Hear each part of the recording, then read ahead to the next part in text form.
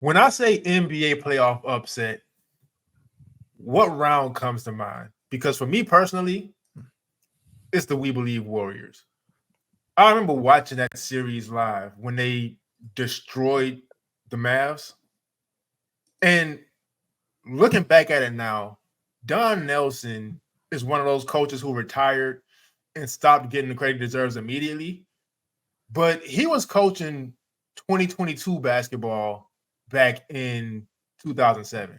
Really in the 90s with the Run TMC teams also, just getting up and down the floor, having not a big, but a bigger player in Chris Mullin who could shoot. But the 2007 first round against the Mavs, they went small, played 5 out. That's 2024 shit. And they destroyed the Mavs with it. And I'm going to be honest with you. Anybody who listens to the show, anybody who's halfway familiar with me, you know, born and raised in Miami, diehard Heat fan, idolized Dwyane Wade. That season after is when Dwyane Wade got hurt. So my favorite player, it was a whole lot of Baron Davis. I'm going to be honest with you. Baron Davis, in not just that first round, but in that playoff run, 25.3 points per game, 4.5 rebounds, 6.5 assists, and that legendary-ass dunk on Andre Karolinko. Ugh. Jason Richardson, who I loved from the dunk contest back in the days, he ended up becoming a complete player. And so that playoff run, him, 19.1 points per game, 6.7 rebounds, 47.6% from the field. This team was so damn good. You had Matt Barnes defending, really 3-and-D back then. Steven Jackson, he doesn't get the credit he deserves as a defender and as a scorer when he needs to be. But he was a hooper. Monte Ellis struggled in those playoffs, but he was one of my favorite players growing up. That team itself was incredible, and they had been destined for something historic, to be honest with you. And to destroy the Mavs the way they did, it still gets talked about today, and rightfully so, because that was just incredible to watch back then. Yeah, man. That was just the innovation of just going 4 out, 5 out at a time. You had like guys like Al Harrington. Al Harrington had like an awful series. Yeah. I don't even remember that. I'm looking at the stats now. Holy shit. Shot 25% from the floor, 12% from 3. But like just the threat of, being able to go 4 out, 5 out, make it Avery Johnson match up with him. But Avery didn't have the facilities to play like that. Just really took them out of their game. And you had guys, four or 5 guys at all times who could drive, shoot, pass, and they did a fantastic job defending Dirk. This is still when Dirk was he was MVP that year. Yeah, he was MVP, but this was the first series that teams the media was really looking at him like, oh man, is this guy big time or whatever? Shot 38% from the field, 21% from 3. He really struggled. They did a great job getting in his head. You having a lot of versatility. You mentioned Steven Jackson, 6'8", Matt Barnes, 6'8", Al Harrington, 6'11", Jason Richardson, 6'6", but super athletic. Baron Davis, 6'3", 6'4" guard. But stocky, strong, great stocky, defender. But you couldn't bully him inside. So you had guys who were versatile. They switched. They could blitz. They could play the passing lanes, and they really disrupted Dallas, who was looking for a real comeback season as the number 1 seed, one of the best records in NBA history, which is crazy. And but they were on a mission to try to go get theirs after falling short in 06, and Golden State just the We Believe Warriors. You could mention that to any NBA fan, and they still know what you're talking about. 100%. Yeah, it was honestly crazy considering they had just made the finals. Like Frankie said, they were trying to see if Dirk was really going to take that tier. Like he already was elite, but like the best of the best, even though he did win MVP, a lot of that is record based, obviously, aside from talent. But like, was he really the best player in the league? And then just a team goes out there without any, they weren't scared. It was a bunch of guys who were counted out, honestly, for the most part. And, obviously we've heard the stories that Steven Jackson as well as Matt Barnes have said, even on their podcast, like they knew what they were doing. Like they were playing just a certain way. They knew that they matched up well even before the series started. Like they had figured some things out against them. Yeah. And too late to adjust, didn't adjust in time, and took it right from under them. Like came back and just gave it to them in 6 games, moved on, obviously lost the next series, but even doing what they did to what was at the time like the best team in the NBA record wise was honestly ridiculous. It's so, and we don't have to get too deep into this part of it, but it's so crazy. That's the team Kevin Garnett almost joined. Yeah. Like, can you imagine? But anyway, who's y'all's like upsets that come to mind? For me, oh man, it's one that I hope that haunts me, honestly. It's an upset that upsets me. It is the 2010-2011 Dallas Mavericks against the Miami Heat in the finals. Yeah. There's just not much to be said. It was the first year LeBron obviously came here. The expectations weren't that, if you get what I'm saying. The expectations was Miami was supposed to win. Like they made it this far. And, ironic that the first 2 series we talked about, Dirk has been involved, one on each side of the coin. But it was crazy what they were able to do with obviously Dirk, not just, Dirk didn't have the best series, but getting all the way there. But once he got there, he was still Dirk. Like he still garnered that attention. But realistically, it was what the role players did. It was a series where role players won them that series, like no doubt about it. Like say what you want to say, but the Jason Terry's, obviously the 3-point shooting from insert X name here, like literally the whole team was just on a burner that series. They did a good job, obviously zoning up against Braun, specifically in the fourth quarter of those finals. Like just a lot happened, and it was one of the craziest upsets ever. Like the Heat were title favorites before the season started. Once they made it to the finals, they were obviously title favorites as well. It hadn't been pretty up to that point, but just the idea of this is the first time that these 2 of the best players in the league at the time, in Wade and LeBron, were joining up again. And then Chris Bosh, one of the best power forwards at the time, was joining up as well. And they were realistically facing Dirk Nowitzki and the boys. And it turns out that 3 players didn't make a basketball team. And, one of the most historic upsets, a lot of media and narratives were behind that upset as well. Yeah, but you know what? I've mentioned sometimes, I don't know if I've said it on here or on social media, but if you played basketball and you didn't get that far, to be honest with you, there are things that happen watching the games now to where you start to fully understand the mentality your coaches had. And that series, as disappointing as it was, it did teach me a valuable thing that I carry on now.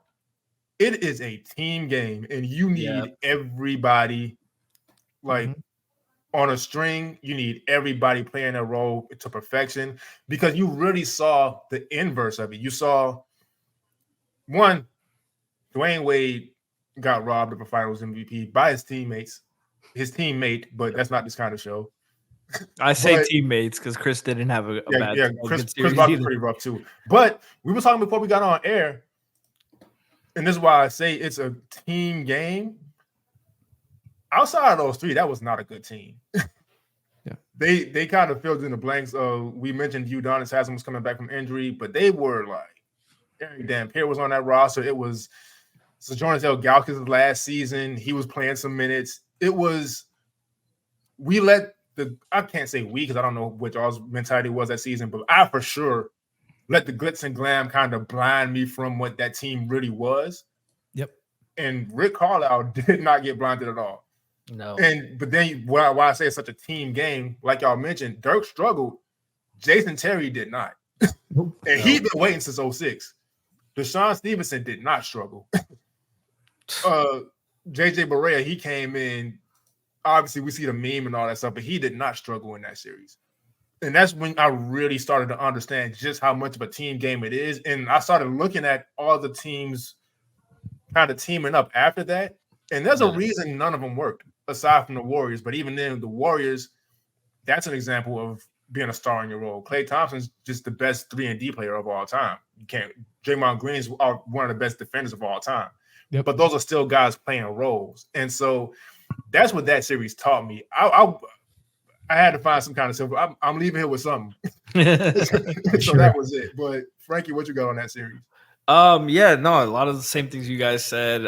Just looking back on it, I'll just always say that, you know, the Heat were the more talented team, but the Mavs were a much better team. Mm-hmm. You look at it like we talked about Bosh and LeBron having a bad series, but Mario and Dwyane were the only ones that had good series for the Heat. Yeah. Udonis coming off an injury, struggling. Mike Miller shot 30% from the field, 38% from three. But was rough coming off a lot of injuries. That was really started getting a lot of injuries and struggled. Mike Bibby, awful, 29% from three. Eddie Howe, like they couldn't trust Joel Anthony because he was good defensively, but 28% from the field, and he couldn't catch. Worst hands ever. So they were playing 4-on-5 with him. He was just clogging up the space. This was before Chris was shooting threes, so they were playing it all inside. LeBron and Dwyane weren't 3-point shooters at the time either. So it you know, Rick going zone a lot and packing the paint really diminished them because the Heat couldn't make them pay. They didn't have the shooters. Mario was the only one who really came to play when it came to shooting the three ball. Yeah. And it hurt them. You know, you compare them to the damn Mavs. Deshaun Stevenson hit 13 threes that series, 56% from three, and he killed them. They killed them. Everybody who played for them, for the Mavs that year, Jason Terry was a monster. They couldn't guard him at all. Just mid-range 3-point line, whatever. JJ Barea didn't even have a good series. He shot 38% from the field, but he not on paper he didn't have a good series. Yeah, in the box score he didn't, but no, but he hit the shots that matter too. Like it was right. just, but it was that he was slicing through the defense, getting to the paint, putting pressure on the rim, distributing the ball. Him and Jason Kidd having two guys at the top, and then you can come off with off the bench with Terry and bring that pressure and just show your depth and outgun the Heat. And then they did it. You know, Sean Marion did a phenomenal job on LeBron, obviously. And then Tyson Chandler being able to help off Joel Anthony. You get to double team him, and you know, a lot of people just discredit LeBron. Like he had a horrible series and he shrunk, but there was, you know, you got to give the Mavs credits too. They did a lot. 100%. They played a huge part in doing so. Yeah. Yep. And who's your upset, Frankie? Since we're talking about one of the Heat's worst moments, I'm gonna go with one of the best. I was caught between the 2020 Eastern Conference Finals, just because that, you know, Bam's block in Game 1 at the buzzer, almost at the buzzer to block Tatum. You know, that was a series. That was the first series that year that I was like, that I don't think we're the better team. But I think we can win, but things have to go in our favor, and the Heat kind of showed that, you know, with a really balanced attack. They had 6 guys average double figures, 4 guys averaged 19 or more. It was just complete utter destruction. Daniel Tice was not a wash with Bam Adebayo. Bam Adebayo led the Heat in scoring that series, and it was great. It was great to see them score. But I'm gonna go with the 23 Heat versus Bucks in the first round. Just because, as a Heat fan, that was one of the worst, most unbearable seasons I've ever witnessed, and I'm sure you guys probably felt the same. I hate it. But it was just a chore to watch them. They were so inconsistent, so frustrating. The injuries, the inconsistent shooting, the inconsistent performance, and then Jimmy Butler turned into a supernova. 37 points per game. He averaged more points than minutes.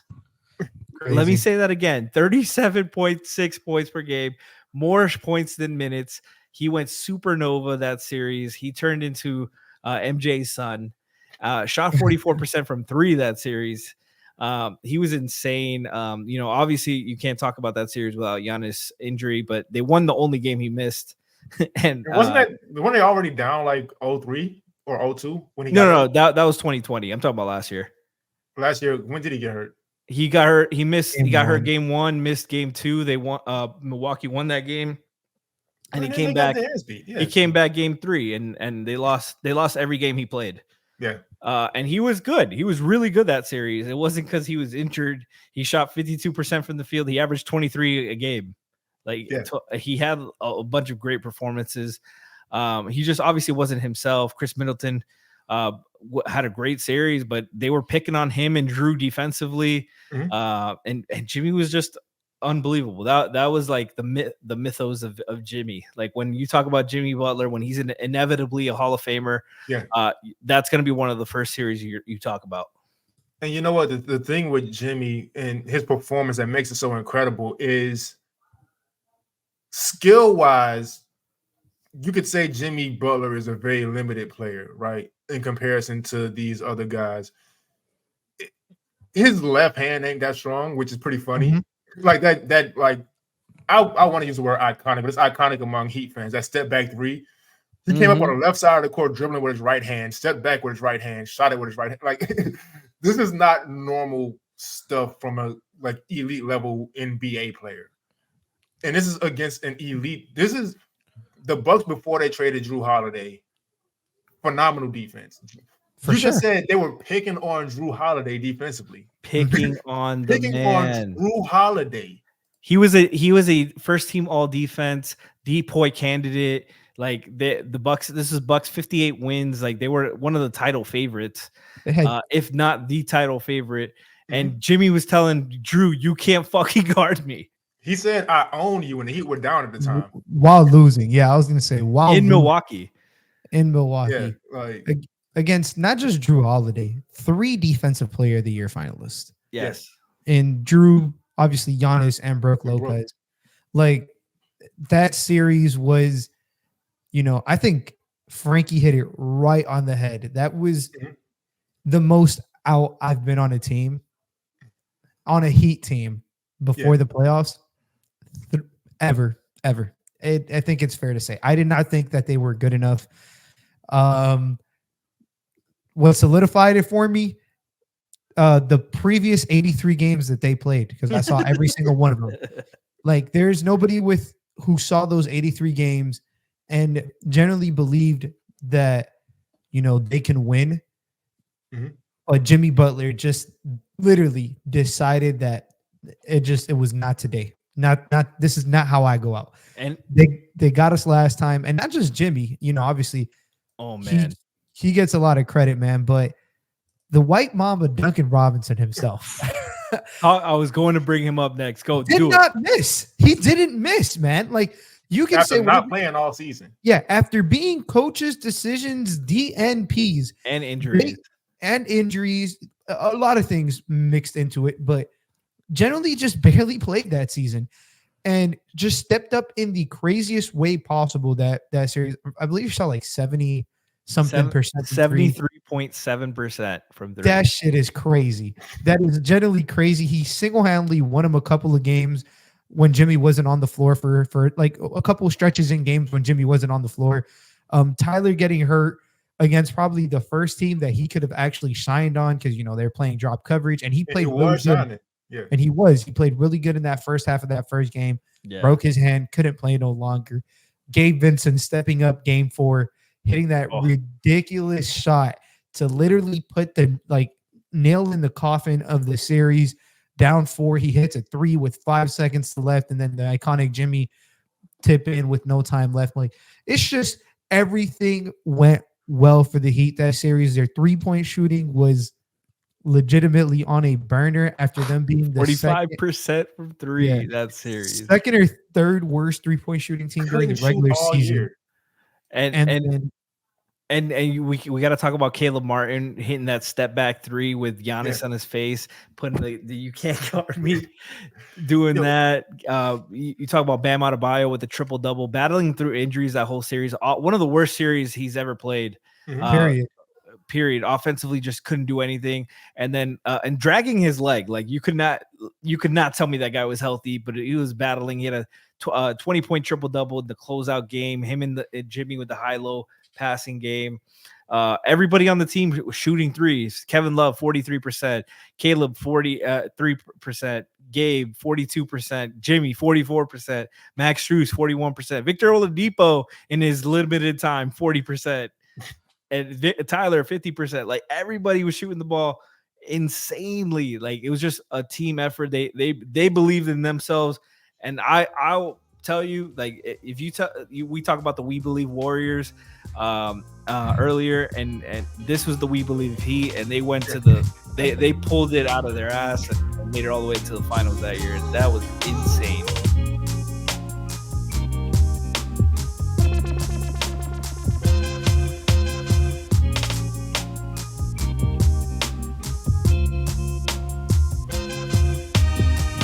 Ladies and gentlemen, welcome to another episode of Playoff Hour. Now, I know saying welcome 20 minutes in is kind of crazy. It is what it is. We got caught up. Interesting stuff. Make sure you subscribe to the channel. Make sure you subscribe to the podcast if you're listening on Spotify, Apple, whatever. That said, Lou, how you doing today? Oh, man. Pretty good day, man. Was getting into full-on draft season in the NBA, at least for me personally. So I'm really digging into... I'm in my bag right now, man. I'm in my bag. We're going to have a lot of real fun. And if you listen to the show, you know we do things differently from everybody else. So look out for draft season. We got some ideas. It's going to be real cool. Frankie, how you doing today? I'm doing well. Like Lou, I was watching some drafts coverage stuff. Got to watch the Heat pull off a nice win against the Cavs. I'm excited to talk some hoops tonight. All right. It doesn't matter how I'm doing. I say the same thing every week. I just woke up. I edit this a lot. I got a bunch of stuff I do. I have a crazy schedule. It is what it is. Now, looking at the Eastern Conference this season, who do y'all feel like can upset one of those top teams this year? Because I feel like we all have the same idea because we watch the team more than any other team, but we can still have a conversation. Go ahead, Frankie. Go ahead.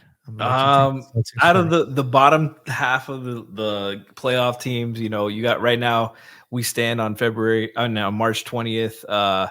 It's Orlando 5, Philly 6, Pacers 7, Heat 8, Bulls 9, and Hawks 10. Philly with if Embiid comes back, I don't think you're considering them a lower seed upset. Mm-hmm. Orlando's young. I think they're good. I don't think it's their time yet, but they're going to be an annoying team. I think it's Indiana and the Heat are really the only two teams that I can see. And Indiana, like it all really depends on Tyrese with how he's looked since injuring his hamstring. I can't really trust them yet. So, and I want to go into the record. I don't trust the Heat either. I believe in this team. The only reason I believe in this team is because they did it last year, and I'm hoping they get healthy enough to pull it again as a Heat fan. But I'm not picking them to beat anybody. But if any team in the lower half is going to do an upset, it's going to be the Heat, in my opinion. They have Jimmy Butler. They have battle-tested guys. They have guys who performed at a high levels in the playoffs. They're not afraid of the moment. They have Eric Spoelstra, who's if it's not the number one, he's the number two reason. But him and Jimmy, you can pick whatever. Why teams are going to be afraid of them, and be ready to play. Like right now they're set up at the 8th seed, lined up against the Celtics. They upset the Celtics. They took 3 games in Boston last year. They're not afraid of them. Mm-hmm. Even this Boston team is completely different and scary. But you also look at the upper echelon of the East, like the Boston. Boston's on a different tier from everybody else. Milwaukee's very vulnerable. Cleveland, New York, those are vulnerable teams as well. That also plays into it. So I would pick the Heat against most of those other teams if they're healthy. Mm-hmm. Boston's the only one I'm like, I don't want to play Boston early. So the thing about the Heat, I do want to kind of add on to your point about them doing it last year. They also did it in 2020. And that's the thing. You never really know with the Heat because, one, Jimmy Butler outwardly and openly doesn't care about the regular season until like late February, early March. Eric Spoelstra, with that job security, what that gives him is the opportunity to just throw shit at the wall, and I hope it sticks during the regular season. and also just work on things going into the playoffs. They've played a lot of drop coverage this season. If you've noticed, and they typically don't do that. They're typically a very switch-heavy team. So you can tell Spoel's trying to prepare for something in that sense. They've also been extremely injured this year. So it's tough to get. And Indiana also, like Tyrese Halliburton, we've talked about it on, I think, the first episode we ever did. He is that team, and he's missed a lot of time with injury. So factoring those things in, I can definitely see it. But with the Heat specifically, the roster itself, they are so much better than last year's team. They're so much better. The problem is, I get that. I'm sorry to cut you off. Yeah. I get that. Like I get, like, I like Jaime a lot more than a lot of the guys they have here. I just don't think they have the variance in shooting that they had last year. Like Kevin and Tyler and Duncan are their three best shooters. But they also had Max who could go off and shoot 40% for a series. They also had Gabe who could do that. I don't believe in Jaime like that. I don't believe Terry could do that. Terry could carry them, but that's the only other guy. And they're, I don't believe in, and they've been so inconsistent that, like I don't believe in them as much. And you mentioned 2020. I really believed in that team. I did too. I'm not gonna lie. That was an upset for everybody who wasn't watching them. I picked them to beat the Bucks. I picked them to beat the Celtics. And they got hurt against I picked them to beat the Lakers. I picked them to pick the Lakers, but that was more of a homer pick. But I still think to this day, if healthy, they could have beat them. Yeah. By the way, and I don't want to go off on a tangent because a lot of different reasons, but let me just say real quick. I feel like the people whose teams didn't go far in the bubble are the ones who discredit the bubble. Oh, but the further away we get from it, the more I love the bubble. That was some elite basketball being played in there. Sure. But it was. Yeah, go ahead. Oh, just to continue on the tangent for a little, it was the first time we saw players fully rested with the same advantages for everybody. Mm-hmm. Yes, at all times, everybody had the same little routine. It was just neutral court. Like, oh, bro, I know they probably won't bring it back because never. Yeah. And not even being homers, those Jamal Murray, Donovan Mitchell matchups. Oh my goodness, what Luka did to the Clippers in the bubble too. Man, oh my goodness, like that was some of the best basketball. Maybe it's because we were deprived for so long too. It was what it was. No, not even because that was some incredible basketball. If you talk about I was thinking about this today. 21 is way more of a asterisk season. Everybody had different regulations for COVID, for their fans coming back. The fucking Raptors didn't play in their home country the whole season. They played in Tampa. Like, you want to talk about a season where everything was different and nobody had the same advantages. It was that season. That was 21. Different states had different COVID vaccine rules. You look at the Nets and the Knicks getting penalized for that with Kyrie. And Andrew Wiggins had to get his team had to force him to get vaccinated because of that. But it was shit like that 21 was way more of an asterisk. I'm a Chris Paul fan, but that was the only year he's ever made it out into the finals. Like, it's the outlier. Denver, all those teams that were in the Western Conference, they had like 1 month's rest. Yeah, they had 1 or 2 months rest. They all got out in the first round. Those are all. It's the Celtics, the Nuggets, the Lakers, and the Heat. The Lakers are the only one that haven't been a perennial conference finals contender since then. Yeah. It's like, don't tell me the bubble was the outlier. I'm sorry, your team lost. Your team wasn't good enough. It was a neutral court. There was no if it was so easy, your team would have done it. Exactly. But back to the. I don't want to not wait because this is a great conversation to have, but spend a whole bunch of time on it. But Lou, what you got on the upset that could happen in the East this season? It's tough because I think each one of these top 3 teams has probably somebody I'd pick a little differently. I do think Miami is the obvious argument. Obviously not even trying to be a homer. It's just too many.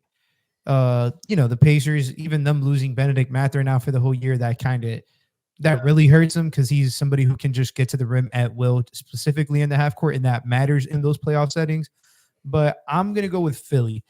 The reason I'd call it an upset is because it's only specifically against the Celtics. Right. they're currently the 6th seed, but everything is just like everybody's like a game apart between like 6 and 9. It's kind of what it is. I mean, 6 and 8. Sorry, it's kind of what it is. So it's that I digress from there. But if Philly does end up going to the play-in, losing the first game, winning the second, and they do end up playing Boston, I think that is probably obviously healthy Embiid, big asterisk, but that's a matchup early in the season people were anticipating maybe in the conference finals. So I'd be remiss to not call that an upset. I get that Embiid healthiest thing. Obviously, that deserves. They're completely different team when he plays, but I think we're just talking about 1 seed, 8 seed, et cetera, just the lower seed coming out on top. That Philly team, if they get Embiid healthy, I don't know how much they can throw at him. We get what Horford is, but I think the hierarchy this year is a little bit different than what they had last year in the playoffs. I personally think Tyrese Maxey is for real. So that's a thing. They added a veteran proven player in the playoffs in Kyle Lowry, championship pedigree. His time might have ended a little differently in Miami, but we know who he is as a player. At least in the playoffs, like, you know what you're going to get from him. And he's in a team that values that, obviously. And, Buddy Hield, the difference that he makes for this team compared to last year, just having that proven shooter. Now you can't really necessarily double. Tyrese Maxey being a light out shooter from 3. Now you can't necessarily double. Tobias being, just providing that offense. Batum being a proven, talk about a super underrated X factor in a series like that. 3-and-D player to the core and a very good playmaker. Like, Philly can realistically give any of these teams trouble. I don't think any one of these teams would like to see Philly in a first round series. If they're healthy, like with Embiid, as a Heat fan, I'd like to see Boston play Philly in the first round with the healthy Embiid, because shit, I still think Boston wins, but it's possible playoff upsets. So it would definitely, nothing would be more upsetting than the best team in basketball this year getting outed in the first round. So I think just Philly is the obvious answer, probably the only team that's honestly fully capable of even doing that. More so than Miami if they do have Embiid healthy, just because just the amount of layers that they can throw. I don't know if Kristaps is going to be, it's just so many factors that go into this series. I ultimately do think, and Nick Nurse, I do think he's a very good coach. Thank you. I was waiting for you to mention Nurse. It's going to be a nice battle. Obviously, he gets Lowry back. They know each other well. Like, they know what they want to do when it comes to winning. They're going to throw different things at Tatum and Brown and whoever it may be, Porzingis. And to be honest, sometimes it just comes down to having the best player on the floor. And if Embiid is healthy, he's the best player on the floor. Absolutely. And you know what, too? Both y'all make great points, because one, Nick Nurse is a great coach, and what he specializes in is slowing stars down. His time in Toronto, star players, including Joel Embiid, which is funny enough, hated playing against the Raptors, because Nick Nurse would always draw something up to just make their lives a living hell, right? So that's something Tatum and Brown have to watch out for, right? Yep. This season, the Celtics X factor has been Kristaps Porzingis. He has been incredible and incredibly efficient in a low post. You're not just getting that off against Embiid, though. And so if that lines up in that kind of way, again, Boston's been dominant. So I'm not going to say it will happen. Right. But, historically dominant. But it could happen. I think it definitely could happen. Yeah, and Embiid's improved. One of his biggest weaknesses for years has been his passing versus double teams. He's improved at that. He was averaging like 6 or 7 assists a game. One of the most prolific per minute scoring seasons we've ever seen in NBA history. And Nick Nurse is a proven head coach in the playoffs. Won a championship.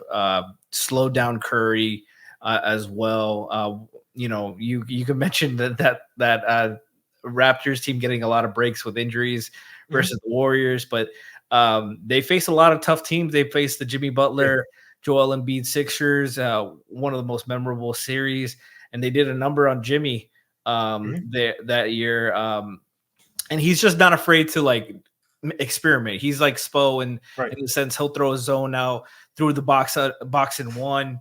So he'll mix the coverages up. And you know, Boston has had a phenomenal season. I feel like they're the team that's like a real upset. Like I feel like everybody else, Cleveland is not really battle tested. They lost against the Knicks, probably, and I feel like they were the favorites in that year. In that series, I think so. Series, yeah. The Knicks are really good, but if they're not healthy, they have their question marks. Every team has their question marks, really, besides the Celtics. And but Mazzulla, we don't talk enough about him losing to the 8th seed last year with home court advantage. 3 games in home, obviously Game 7 with the Tatum injury, but Mazzulla has had a phenomenal year as a coach. I think he's a good coach. But can he, if you can get out coached and you get a problem that you can't solve, that can be the difference in a series. Yeah, that's the thing. Like with the playoffs, and it's not to discredit the Celtics because again, they're doing historic stuff, but they've had incredible regular seasons before. Yeah, and their player and Jason Tatum's a lot better making quicker decisions with his playmaking and all that stuff. But their player types, and that's why Kristaps is so important. They have skill sets that, and they're still not even just Tatum and Brown, just in general. They still are very reliant on jump shooting, which it's worked. It has worked, and it is kind of a simple math thing. If you make more threes than the other team, you're probably going to win the game. But we've also saw that lose them playoff series multiple times over the past few years. And so who knows what happens with them. But again, with the Nick Nurse thing, I do want to also point out, because you did mention the 2019 thing, and that is something people use to discredit those Raptors teams. They were also very fucking good in 2020. For sure. So I definitely wouldn't count Nick Nurse out, just being able to once again just draw something up in that kind of situation. Now, Joe Mazzulla is a very good coach. He has that year of experience in a deep playoff run under his belt, but you never know. That Sixers matchup will be a great one.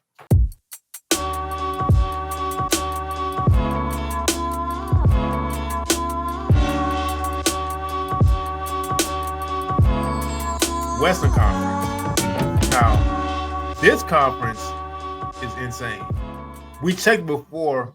I believe the 10 seed right now is 8 games above. No, the 10 seed is 3 games above 500, the Warriors. Then the 8th seed is 8 games above 500 right now in the West. It's kind of hard for me to even say something would be an upset because this conference is so deep, man. But Lou, who do you have that could potentially upset somebody in the West? I'm going to start with the top seed because I do think this is probably one of the most interesting things, but I think this is the biggest quote unquote upset, maybe for basketball purists, but maybe not for the media. For me, it's OKC. Disclaimer: I fully trust OKC. Yeah, This is a tough question to answer. We're playing what ifs. Who do I think if it is possible? For me, it'd be the Lakers. They've played 4 times this season. The Lakers have taken 3 games. I've seen 2 of those, 2 of the 4 games that they've played. And it's not that they have answers for Shea. It's just that on the other end, they don't have an answer for LeBron. Yeah. And it's the Lakers have been hot, and they do have certain players who have been very good on the floor when paired with LeBron. Taurean Prince has been very good against OKC this year just because he can, 3-and-D, and he's somebody who can take it up to the next level in the playoffs. Obviously, Cam Reddish has done a good job too on Shea. Like there's no answer for Shea, but the thing that's kind of worked the most is just throwing lengthy defenders on him. So he struggled against both LA teams because of that. But I say struggled and he's put up 30, but you get the point. Like the offense has struggled even though he's got it in his own because it's tougher. But it's the team I think can kind of showcase some of the Thunder's weaknesses, specifically when it comes to size. They are not a tall team by any means. 6'5", Shay's like 6'5". Somebody's gonna say something. Aside from Chet, they're not a tall team. Yeah, aside from Chet, for sure. And even Chet is tall, but he's not necessarily like he's tall for a point guard. No, he said Chet. Sorry. Oh, Chet. Yeah, I'm sorry. Chet or Shay. Sorry. Chet. Oh yeah. So he's tall, but it's a different kind of tall, obviously. Yeah. And it's just the Lakers have a lot of burlier builds, playing on the court at the same time. They offer something different. They have a lot of playmakers, and OKC is a team that like to rotate early and help strong. And the Lakers have LeBron, who's one of the best doing that. D'Lo, who's been sensational. AD is a good passer. Reeves has been a good passer. Taurean Prince is, he moves the ball well. Obviously, not like in terms of an elite playmaker, but just veteran players who do veteran things and can help you win certain series, along with having LeBron, AD, D'Lo, Reeves, who've been, who are all plus passers. So I do think that if it was to be an upset from a team, specifically to OKC, I do think it would be. I don't know if they would beat the other teams, the Lakers. I don't think they have what it takes. But against OKC, I do think the Lakers might just take that series. And so, go ahead first, Frankie. Sorry, I was just going to add one thing to it. And you mentioned the Lakers matchup specifically against OKC. One of the OKC's weaknesses this season has been rebounding. They're a gang rebounding small team. They use their athleticism to defend, but they're not a lot of physicality in there, and they're susceptible to that. Like Lou mentioned, they don't have a guy to guard LeBron to really slow him down or bother him size wise, and that's a lot of pressure on Chet. You have AD there who they will attack the glass and get extra possessions there, and that could be the difference there. Yeah, and so the thing that concerns me about the Lakers is Jared Vanderbilt being out. That concerns me. But the thing that concerns me about OKC, and this is not to discredit them in any way, but they are a very young team. Now, there's two ways that can go. It could be a young and energetic team that just runs you off the floor and wins. But the playoffs are like you grow up. Another thing, like your coaches tell you, and you really understand when you get older. So much of basketball is mental. Especially in the playoffs. The playoffs, it's all mental. That's why you have these skilled teams who get eliminated in the first round, and you kind of just wonder what happened with them. It's all mental. And again, not to discredit OKC, they are young, they are a smart team, they are a well-coached team, but you got LeBron James on the other end, who's probably the smartest player to ever touch a basketball. So I understand, like, the Darvin Ham jokes and the pockets and a knot on his head. That's cool. And he makes weird decisions, so I can't blame anybody for being disappointed with him. But when it comes down to it, you got LeBron making these decisions. And I think LeBron, and part of why OKC struggled with the Lakers, LeBron can pick any team apart. But when people say that you don't want to bet against LeBron, that's not even necessarily because of the talent. It's because in the playoffs, he is going to outthink you, and he's going to tear you apart and rip you to shreds mentally. Making the correct decisions on both ends. He is that smart of a player. So I don't know if OKC is going to really be able to overcome that. But again, there's also a changing of the guard sometimes. LeBron's not going anywhere. But this regular season is an example of how things switch. There was a point in time where the Detroit Pistons were the absolute best team in the NBA. Like, things turn in the league. And so right now, OKC could be legit, and they feel legit. They do. And they look legit.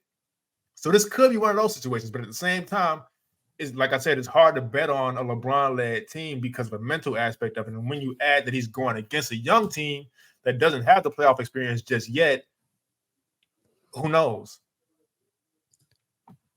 You spoke a lot about like IQ too, Kenny. And, they also did on their latest pod. And, it's true what you said. Like, you don't want to obviously a lot can be made of whether the Lakers, are overhyped sometimes. That doesn't really matter. But the truth is, last year they made it against the conference finals. Yeah. And the guy that they lost to was probably one of the smartest players in the league right now. Yeah. One of the smartest players ever.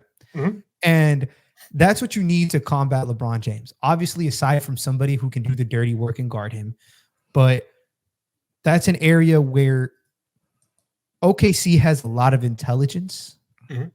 Jokic is a different tier. LeBron is a different tier. Yeah. So who on that team can take that responsibility to be that level of IQ player? It might sound crazy. It might have to be somebody like Gordon Hayward. It's not crazy. You know, Gordon Hayward's a very smart player. Exactly. Just somebody of that level to just kind of break things down for, maybe not even while he's on the floor, but just help the team process what LeBron is processing so they can counter. So I think that's going to be a phenomenal series because there's no doubt the talent that OKC has. It's just, I don't know. I do think that they do match up well. And if I was a betting man, which I am, depending on how Vegas looks, we're not sponsored yet, but depending on how Vegas looks, I will be probably putting some money down on the Lakers to win just because, you know, returns on investment. But you mentioned the IQ and you look at the teams that have beaten LeBron. It's the Popovich, Duncan, it's Jason Draymond. Kidd, Rick Carlisle, Draymond, Steph Curry. Like those are the teams. Those are the teams that have won. Rondo. Those are the teams that have that guy, have that coaching, and they're completely able to. And like, you know, part of the thing is OKC isn't really battle tested. They're super young. They have one of the youngest. I really believe in them. They're super talented. I love their future. They have the best young core in basketball. I don't think that's a debate. You have SGA in the front and Chet, and they have a million picks to get better and keep adding to it. And J-Dub, of course, J-Dub is amazing. But they also have great compliments like Aaron Wiggins and stuff. But Hayward's their vet. Hayward and Biyombo and Muscala are their vets. And those, you know, no disrespect to those guys. Those are guys that have been in the league and have earned their keep, but they're not at that Hall of Fame. This guy's a for sure able to be a future coach in the league level. And that could be the difference. And also OKC has been playing Josh Giddey a lot, and his minutes have dwindled down a lot, but his deficiencies have hurt them, and his willingness to shoot and be a willing shooter and be an effective shooter have really hurt them, and teams have played off of him and taken advantage of it.